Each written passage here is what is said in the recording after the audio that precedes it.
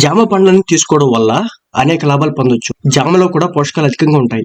అందుకే రెగ్యులర్ గా చాలా మంది జామ పండ్లని తింటూ ఉంటారు. ఆరోగ్యంగా ఉండాలని అనుకునే వాళ్ళు రోజు జామ పండ్లను తీసుకోవడం మంచిది. జామ పండ్లను తీసుకుంటే వివిధ రకాల సమస్యల్ని దూరం పెట్టొచ్చు. పైగా ఇవి మనకి అన్ని సీజన్స్ లో కూడా దొరుకుతాయి. కాబట్టి ఎప్పుడు కావాలంటే అప్పుడు తినవచ్చు. పెద్దగా ఇబ్బంది ఉండదు. ఆరోగ్యంగా ఉండడానికి రోజు పండ్లను తీసుకోవాలని ఆరోగ్య నిపుణులు చెప్తుంటారు.